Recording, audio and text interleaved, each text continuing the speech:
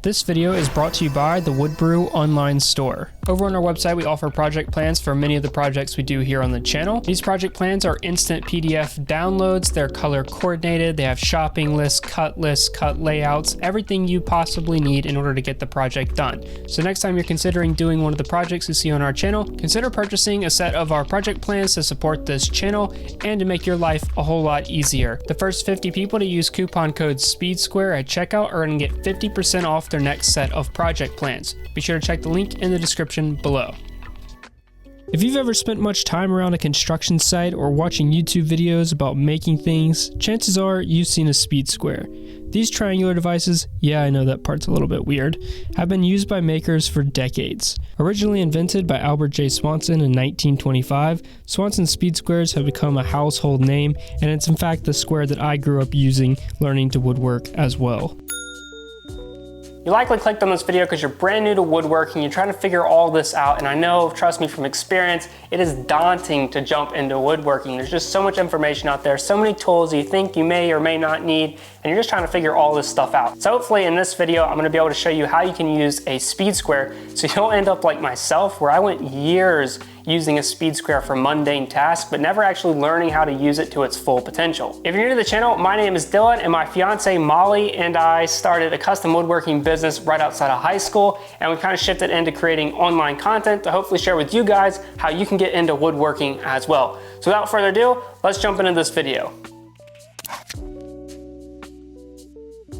Now this is typically what you think of when you think of a speed square. This is your all aluminum Swanson speed square. This is the speed square that made the household name of Swanson and AKA the copyrighted term of speed square so popular. It's this square right here.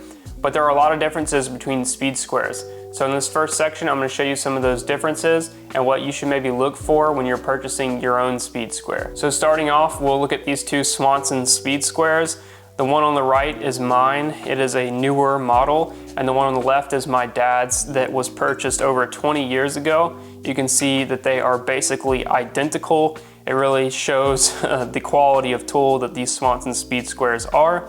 But the primary differences are they've added these scribe lines here, and they've added this diamond shape up here, which I'll show you what both of those features are used for later in the video. But a lot of cheaper speed squares are gonna look like this one here, and they're not gonna have a lot of cool features built in, like the scribe lines and that diamond shape, which makes cutting rafters easier. So when you're looking for a speed square, look and see what kind of features are built into the speed square. After watching this video, you'll know what a lot of those features are and some things that you can do with them. But keep in mind, when you're looking for a speed square, they don't all have those features built in, and some things like the diamond shape is patented by Swanson speed square.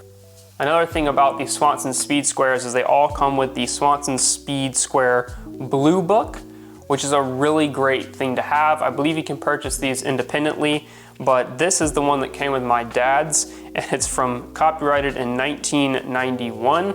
And this is a really great thing to have. It gives you a lot of conversions. It shows you everything about the speed square and how to use it. It'll go into more detail than I am going to go into in today's video, showing you rafter details and all kinds of different things. It also has in the back of the book, which I think is really cool, it has all of your measurements based on the size of a building for all of your rafters. So you basically pick the length, width of your building, and it tells you exactly how long that rafter is going to need to be with the pitch of the roof. It's a really handy booklet to have, especially if you're going to be doing any of the more advanced uses of a speed square, which I will touch on briefly in this video. So this too is a Swanson speed square, except for this is a 12-inch model, and it's their speed light model, meaning that it's a composite material. As you can see, mine has chipped off over here,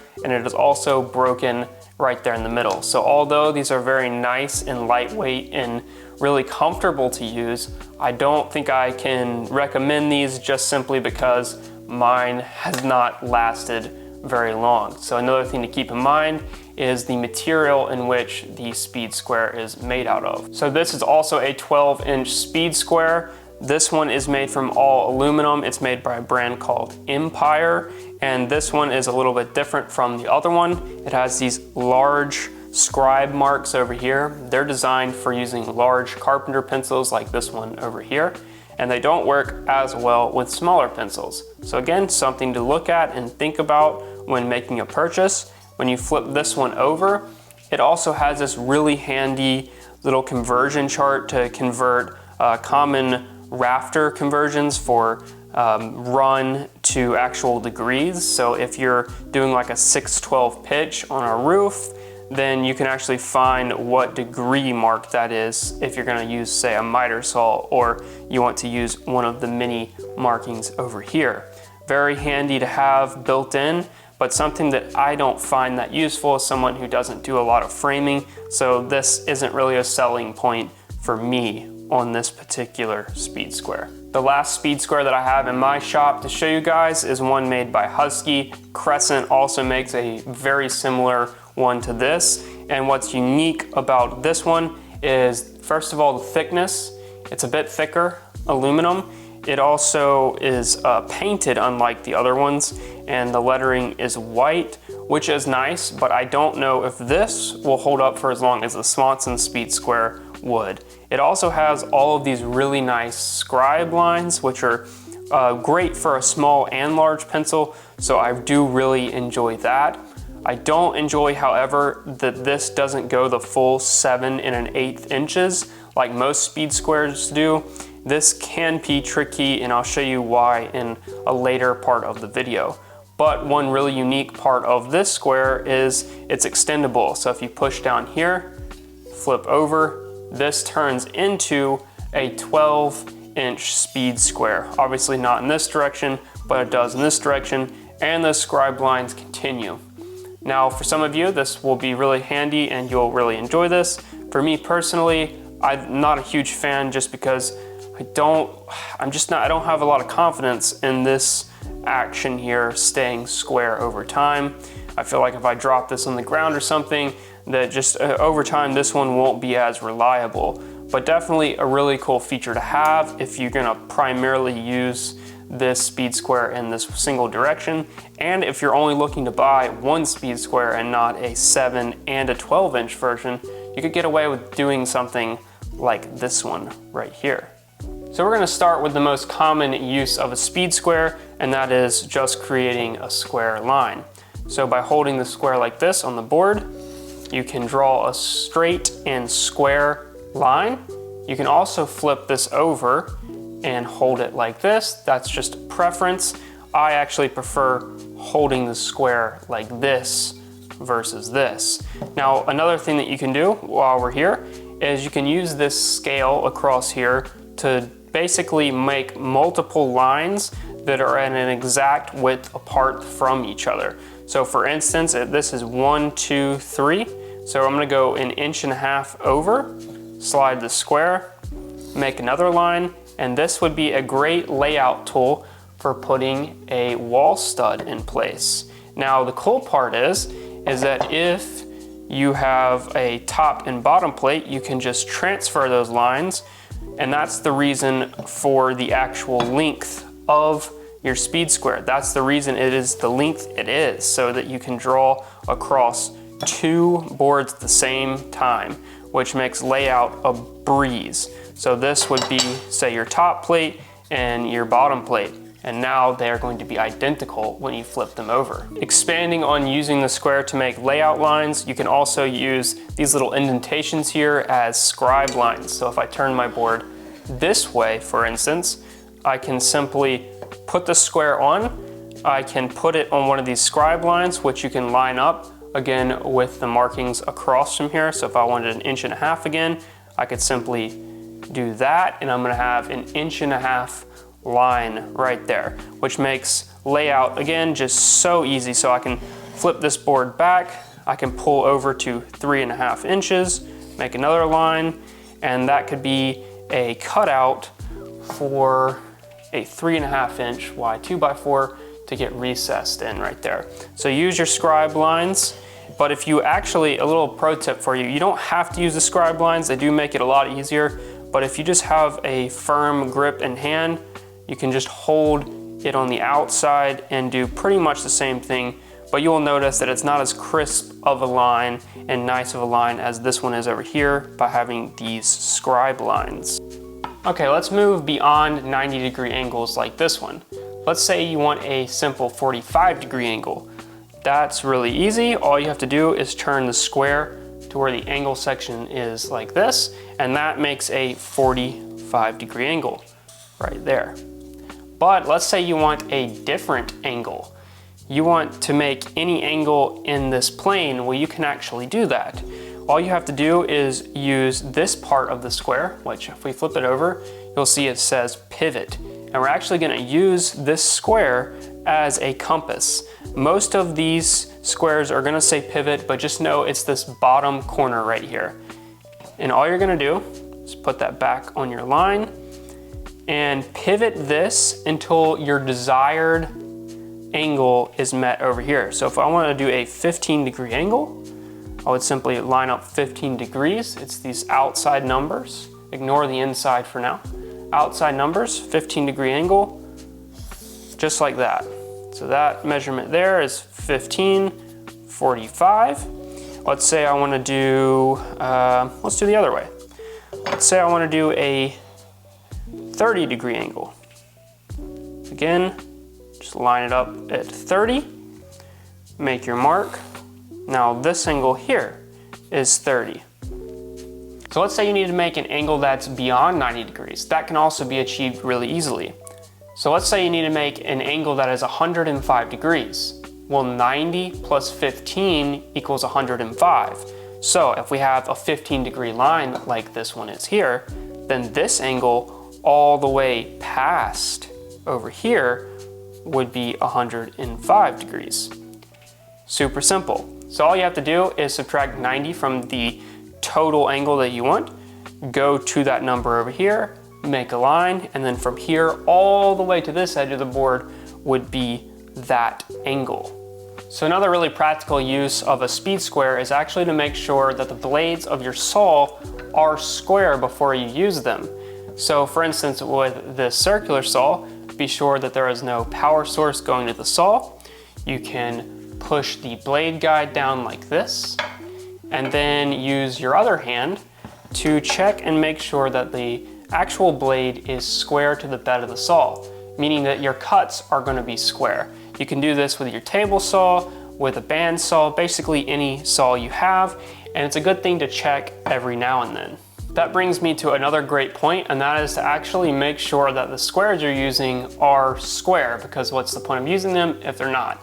And a super simple way to do that is just to draw a line on a board like so, flip the square over, make sure that whatever you're using is actually a straight line, and then match that square up to that line and make sure that there is no gap. If, for instance, there is a piece of this square, which this does happen, that got dropped and say this corner got pushed out a little bit, that corner being pushed out a little bit would make the square not actually square. So there's things that you should check with your square, not on a super regular basis, but you know, every now and then, be sure to check and make sure that they're actually square.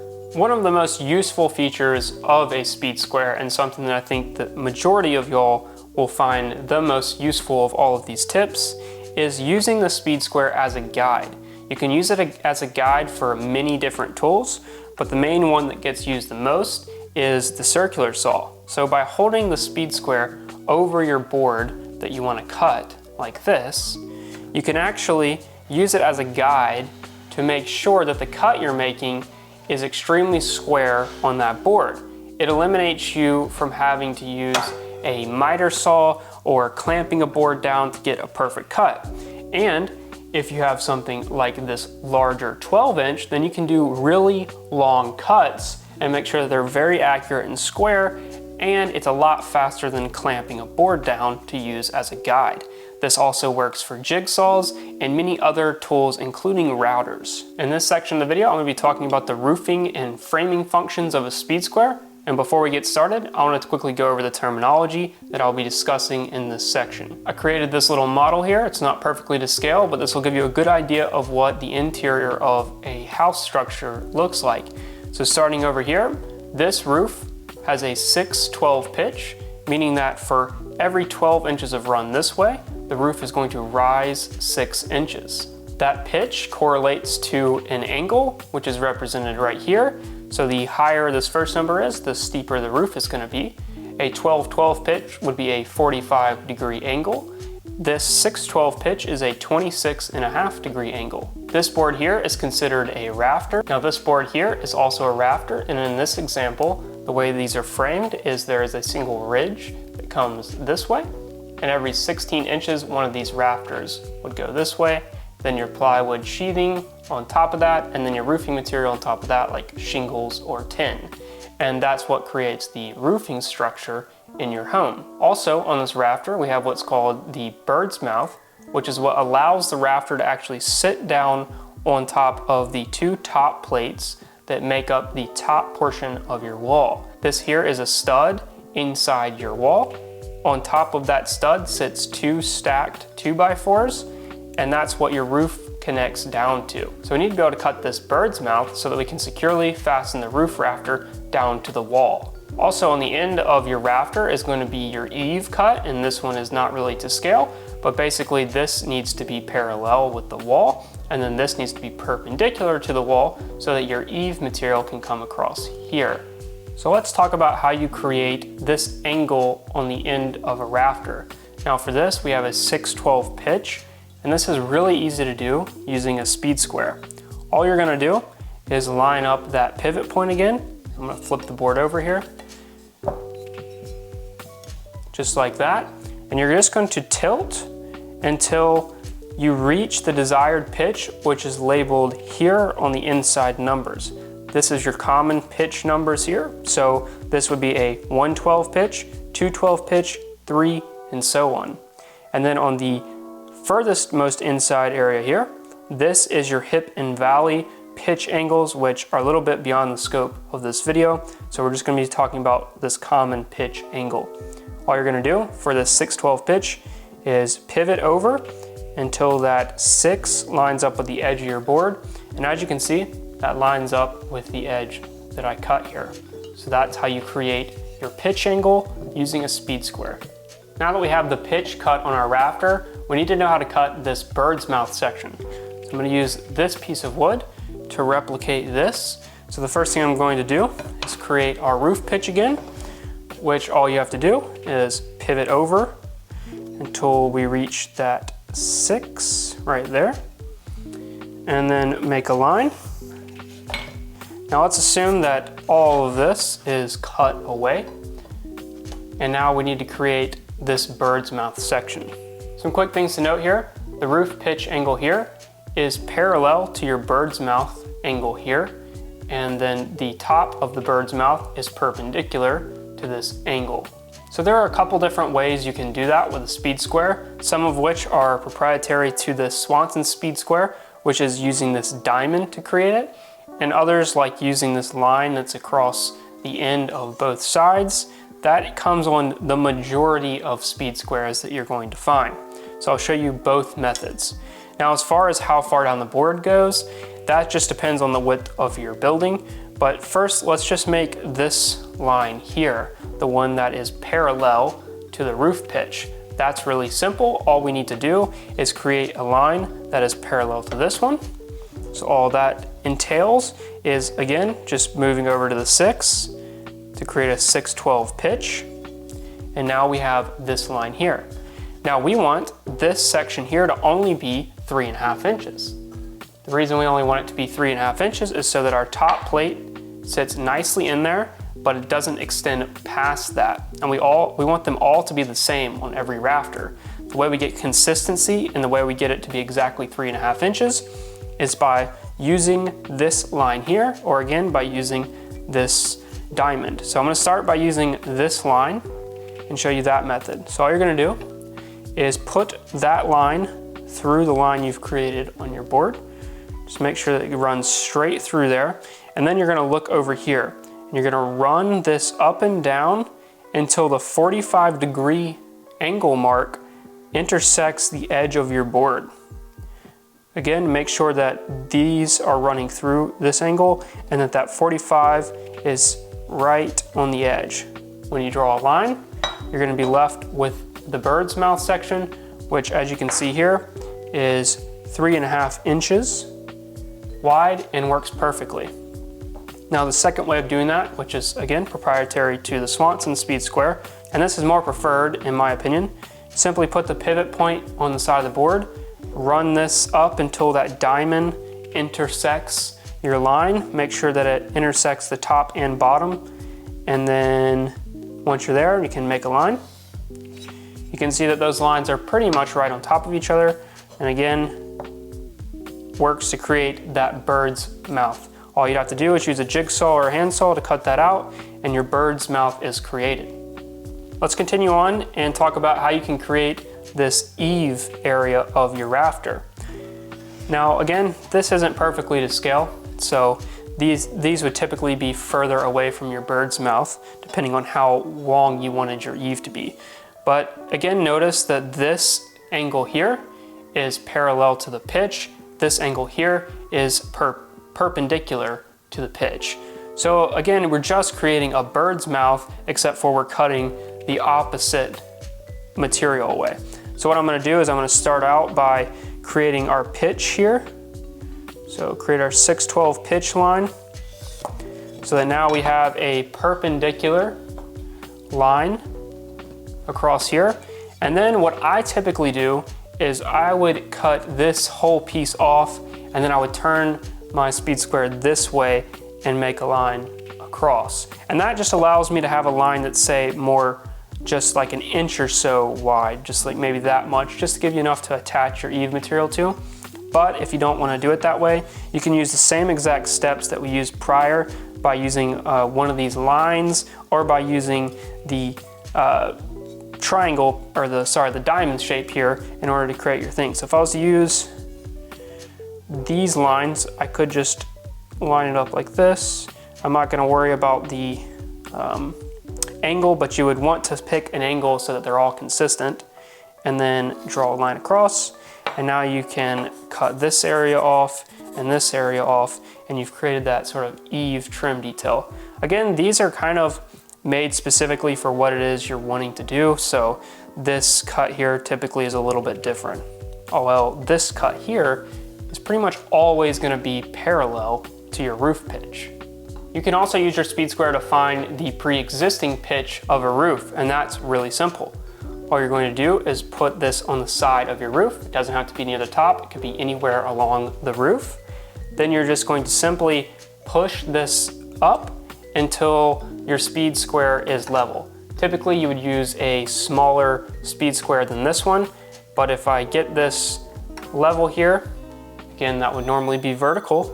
That is a 6/12 pitch because it lines up with the 6 right here. And we know that from the prior example, this is a 6/12 pitch roof. So that's gonna wrap up this video. I hope you guys enjoyed it. If you'd like to check out some of our projects, you can check them out here. You can check out another video here. And if you haven't already, hit the subscribe button. Also hit that little bell notification so that you actually get notified when a new video comes out, like our new build video that's coming out in just a few days that you're not gonna wanna miss. So with that said, thank you guys so much for watching, and we'll see you in a few days with a new build video.